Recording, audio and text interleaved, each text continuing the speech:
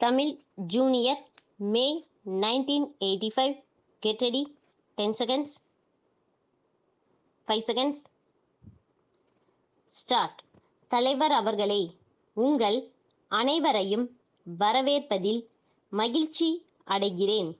இங்கு கூடியுள்ள அனைவரும் நமது அரசு நிறுவனங்கள் அடைந்துள்ள முன்னேற்றம் மற்றும் அவைகளில் தற்போது ஏற்பட்டுள்ள குறைபாடுகள் குறித்து நன்கு அறிந்திருப்பீர்கள் என்று கருதுகிறேன். இருந்தாலும் நாம் வேகமாக முன்னேறக்கூடிய வழிகளை நீங்கள் அறிவீர்கள் என்றும் நம்புகிறேன். தனியார் துறை செய்ய முடியாத காரியங்களை அரசு துறை நிறுவனங்கள் சிறப்பாக செய்யும் என்ற நம்பிக்கை எனக்கு உண்டு.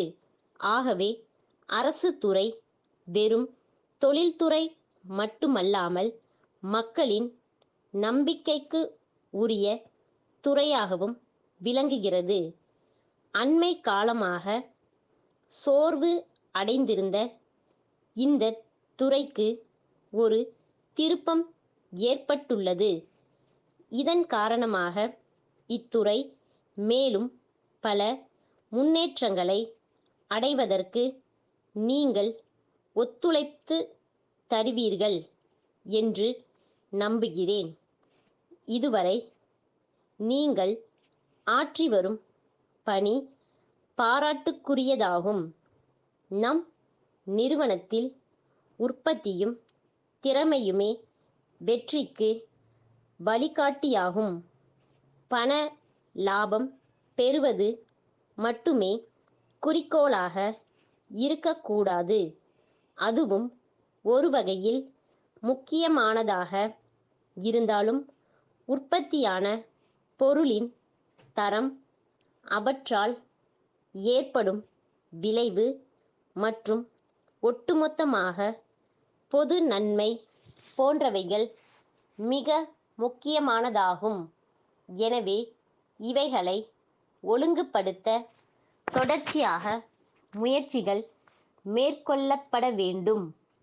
அரசு துறை நிறுவனங்கள் நாட்டு மக்களுக்கு தேவைப்படும் அத்தியாவசியமான பொருள்களை தயாரிக்கும்போது அவை தரத்தில் உயர்ந்ததாகவும் நியாயமான விலையுள்ளதாகவும் இருக்க வேண்டும் என்று கேட்டுக்கொள்கிறேன். இந்த மாநாடு நடக்கின்ற இந்த நேரத்தில் அரசு துறைகளில் பணியாற்றும் பெண்கள் தங்களுடைய குறைகளை எடுத்து சொல்லி இருக்கிறார்கள். பல ஆண்டு காலம் தற்காலிகமாக பணிபுரிந்தாலும் நிரந்தரமாக்கப்படவில்லை என்று கூறி இருக்கிறார்கள். வேலை நிரந்தரம் செய்யப்படுவதற்கு சட்டம் குறுக்கே நிற்க தேவையில்லை என்பது என் கருத்தாகும். இதை சுமூகமாக தீர்ப்பதற்கு நீங்கள் முயற்சி செய்ய வேண்டும் என்று கேட்டுக்கொள்கிறேன். நாம் தயாரிக்கும் பொருளுக்கு விலை நிர்ணயம் செய்வதில் மக்களுடைய வாங்கும் சக்தியை நினைவில் கொள்ள வேண்டும்.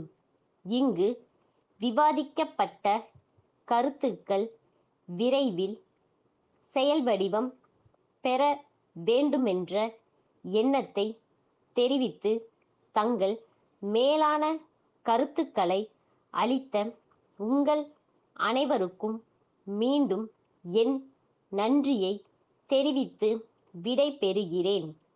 நாமக்கல் ராஜாஜி சாலையிலுள்ள அன்பு மின் அச்சக மேலாளர், சென்னை பெரியார் சாலையிலுள்ள மெய்யப்பன் காகித நிறுவனத்திற்கு எழுதிய கடிதம். அன்புடையீர், பள்ளி பிள்ளைகளுக்கு தேவைப்படும் நோட்டு புத்தகங்கள் தயாரிப்பதற்கு தேவையான 20 டன் வெள்ளை காகிதங்களை உடன் அனுப்பி வைக்குமாறு கேட்டிருந்தோம்.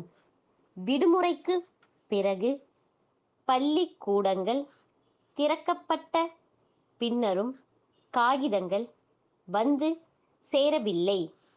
காகிதத்திற்காக நாங்கள் 10,000 ரூபாய்கள் முன்பணம் கொடுத்துள்ளோம் என்பதையும் தாங்கள் அறிவீர்கள்.